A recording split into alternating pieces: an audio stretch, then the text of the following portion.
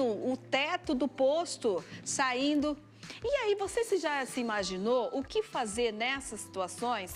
Como que a gente deve proceder? Se esconder debaixo da mesa, hein? Ficar dentro do carro? Eu, sinceramente, eu acho que se eu for pega numa situação dessa, eu não sei o que fazer. E você sabe? Então, por isso que nós convidamos o Tenente Boni, aqui do Corpo de Bombeiros de Maringá, porque ele vai explicar pra gente o que a gente tem que fazer nessas situações de risco, né, Tenente? Por favor, muito obrigado por ter vindo, tá bom? Obrigado. Obrigado, Tenente. Vamos sentar aqui, Tenente, porque eu quero começar primeiro com relação às situações, então, desses ventos que aconteceram fortes nos últimos dias. Derrubou árvore em cima de casa, em cima de carro, telhado de posto, aí a gente via, virou caminhão e a gente não sabe o que faz, porque nós não estamos preparados para isso. Eu vou falar que nós não estamos preparados porque aqui no Paraná era difícil acontecer essas coisas, né, Tenente? Você tem razão, é algo incomum que a gente tem visto cada vez ficar mais frequente. E o que a gente tem que fazer? Tá chovendo, aquela chuva forte, pesada, começa a ventar. Eu vi que muitas pessoas fizeram o quê? Filmaram, gente. Começou assim, filmar e cachorro ia para o lado. É perigoso? O que a gente tem que fazer nessas horas? Quais são os nossos cuidados? Kelly, essas perguntas elas são muito valiosas porque nesse momento que a gente vive, que todo mundo quer produzir um conteúdo, a pessoa acaba se expondo demais ao risco. Não foi raro durante os nossos cortes de árvores, no primeiro dia, no momento em que houve o vendaval, que havia muitas pessoas na rua, até buscando entender o que aconteceram, mas pela curiosidade de ver e acabar se expondo a riscos. Então, o local mais seguro que nós temos é a nossa casa. Até porque aqui no Brasil nós temos umas estruturas, né, de construção diferente de outros países, então mais resistentes tanto à água quanto ao vento. Então, é buscar abrigo dentro do seu imóvel. Por que o carro não é o ideal? Porque o carro ele é vulnerável a uma queda de árvore, por exemplo, a um alagamento. Mas estou longe da minha casa, tente estacionar esse veículo em um local que seja abrigado, que de preferência não esteja abaixo do nível da rua, pois num caso de alagamento a água não vai escoar no sentido que aquela pessoa está, e evitar a exposição. De fato, é estar abrigado, protegido dentro de um local mais seguro possível dentro do imóvel. Agora, Tenente, eu estou dentro da minha casa, me cai uma árvore, como muita gente passou por essa situação. Cai a árvore, e aí? A situação da árvore ela é bastante peculiar, por nós estarmos em uma cidade extremamente rica, né, dessa quantidade de árvores. Então, se a pessoa tem o seu imóvel atingido, ela tem que imediatamente ligar para o 193, que é o telefone do Corpo de Bombeiros.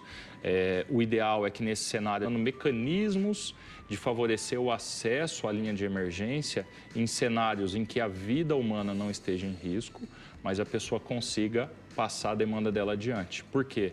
Lá na sua rua, às vezes, caiu uma árvore que você liga, o seu vizinho liga, 3, 4 casas à frente a mesma pessoa liga, então a gente gera um número de sobrechamadas que às vezes vai atrapalhar a pessoa que precisa acionar para um acidente com um risco à vida. E por melhor dimensionado que seja o serviço de emergência, num cenário de desastre, a minha demanda ela é sempre superior à minha oferta. Então, para eu regular isso, é o que o quartel tem discutido, mecanismos. Então, talvez a rede social ela se torne um mecanismo para a gente divulgar canais alternativos. Hoje, todo mundo sabe usar um celular. Sim. Então, às vezes, com um formulário, a pessoa consegue enviar o endereço, enviar qual é o risco associado à árvore, que pode ser puramente o galho só na via, pode ser um galho sobre a casa, no portão, no muro, envolvendo rede elétrica. E isso a gente vai mapeando e deixando disponível também para a população entender, ó, vi aqui na planilha que já foi acionado para esse endereço, então agora é aguardar. Agora, vocês estão vendo aí em casa também, a gente está passando aqui no telão algumas imagens, aqui de Maringá, Zaninelli, essas imagens, né, na região também e aqui em Maringá.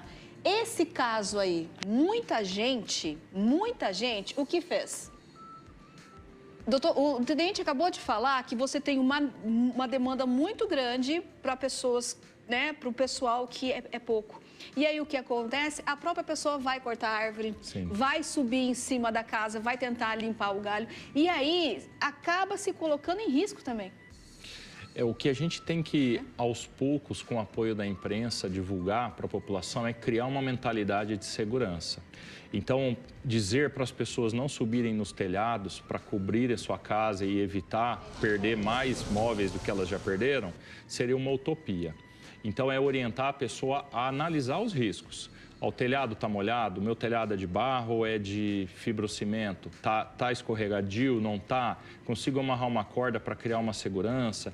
Vou subir na escada sozinho, alguém vai ficar segurando a escada, porque se ela escorregar, alguém me apoia. Então, é enxergar que não há espaço para heroísmo, porque herói não existe, né? Até os heróis em histórias de quadrinhos, eles têm os seus pontos fracos. Então, imagine nós humanos. Por isso racionalizar o que eu tenho na minha mão. Então, peguei a lona no quartel. Como eu vou cobrir a minha casa? Então, um ajuda o outro, um vizinho ajuda o outro, mas o importante é que a pessoa tenha noção dos riscos a que ela está se expondo. Isso é muito importante. Agora, eu quero mudar um pouco de assunto, porque a gente falou de chuva, vento. Só que esse tempo aconteceu por quê? Por cada onda quente. Estava muito quente e aí o vento veio de repente, o tempo mudou de repente. E com essa onda de calor, infelizmente, nós temos uma outra situação. Afogamentos, né? Tivemos aí, o Salsicha hoje mostrou no Balanço Geral, um homem que acabou falecendo afogado aqui em Porto Rico. E é uma situação também que, por mais que a gente fale que tem que colocar colete para ficar perto do salva-vidas, não vai, né, doutor? Né, tenente? Não vai, Kelly. Isso é algo importante também para esse trabalho social que a imprensa desempenha, porque o colete é indispensável. Até nós, bombeiros, durante as operações, temos a obrigação de fazer a utilização do equipamento. Até porque se a embarcação ela emborca, né, ela vira, e eu tenho que estar numa condição de não exigir do meu corpo algo que eu possa ofertar para um terceiro. Então, todo bombeiro é capaz de fazer no salvamento, mas o equipamento ele vai garantir a flutuabilidade. Eu não sei quanto tempo eu vou ficar na água. Então, para uma pessoa como essa, que pode até saber nadar. Pode. Mas, às vezes, a embarcação vira, bate na cabeça e ele fica desacordado. Por melhor nadador que seja, ele vai submergir. Então, o colete é uma situação, é um equipamento obrigatório, tanto por legislação, Sim, quanto para quem valoriza a sua vida. Agora, com relação à pessoa que vai tentar salvar, o que tem que fazer nessas horas, tenente? Você tocou no segundo principal motivo de afogamento. É a tentativa de resgate. Então, a pessoa que vê alguém se afogando, no ímpeto da ajuda, ela se expõe, muitas vezes até uma condição que ela não domina, que é nadar, que é ter confiança e entender novamente os riscos a que ela vai se expor. Então, a gente sempre vai desaconselhar a tentativa de resgate, da pessoa entrar na água. O que ela pode ter ali consigo é uma corda, é um pedaço de pau, garrafa PET, perfeito. Pode parecer até besteira, né? Mas eu me lembro de um vídeo que uma unidade nossa do Paraná gravou do bombeiro em que a pessoa demonstrava jogando um step de carro. Step de carro. É pesado, mas flutua. O importante é que a pessoa não submerja, porque se ela submerge, ela vai ter água entrando na via aérea, onde se configura o afogamento. Então, alternativas. Vou entrar aqui, eu vejo o seu tapete, vai andar talvez para o lado, ela não vê que ali tem um desnível. Aqui onde eu estou andando está ótimo, ó. Estou no meio do rio, andando em cima das pedras. Mas é um passo para o lado, uma escorregada, ela está no fundo. Então, é entender, não deixar que o álcool faça parte desse passeio na água, pois é ele quem tira muito dos limites, principalmente no público adulto. Agora, vamos falar de piscina? A piscina é outro ponto, né? Que aí a gente... Ainda mais esse calorão que o pessoal vai fazer uma confraternização, aluga a chácara... E aí você tem que ter o cuidado com os nossos pequenos e com os adultos também, né? Aí, novamente, parece que a gente combinou antes, né? Pela Sociedade Brasileira de Salvamento Aquático, na idade entre 4 e 7 anos, a principal causa de morte é o afogamento. Olha só. E esse afogamento, tanto no público adulto quanto no infantil, ele ocorre nas piscinas, né? O que eles chamam de águas interiores. A gente tem que ter muito cuidado, né? As piscinas também é algo que, se a pessoa tem condições de fazer uma grade em volta da piscina, é o ideal. Mas, às vezes, a pessoa não tem condição física de criar uma grade naquela piscina existente ou financeira. Então, é criar alguma barreira seja ela com educação, então uma barreira mental, psicológica com a criança, expondo ela àquela informação de risco. Não deixar brinquedos jogados dentro da piscina, porque aquilo é um estímulo para a criança ir lá buscar e ela cai e não é mais encontrada com vida. Basicamente, tudo isso passa pela prevenção, porque a partir do momento que a criança cai, ou o próprio adulto, mas aí o adulto já está mais vinculado às brincadeiras em torno de piscina que geram lesões e, por consequência, um afogamento, né?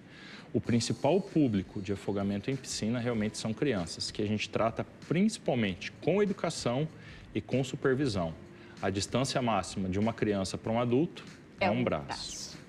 Essa frase, gente, eu já ouvi o Tenente Boni falando ela e eu nunca me esqueci, nunca, que a distância segura entre você e seu filho numa piscina, numa praia, seja onde for, até no shopping, coisa, é um braço. E eu acho que essa frase é muito importante com relação agora que esse calorzão que está tendo e a gente tem que tomar cuidado, tanto para piscina, cachoeira, porque tem que ter a prevenção para a gente não sofrer, né, Tenente? Tem, Kelly. Eu sei que é difícil, talvez, as pessoas terem uma compreensão disso que a gente está dizendo, mas para nós que frequentamos os ambientes em que a dor está presente, afinal de contas, ninguém nos chama para fazer uma comemoração, é porque algo deu errado. É muito triste ver como a família fica afetada, como aquele cenário, às vezes, com medidas simples, o desfecho não seria trágico.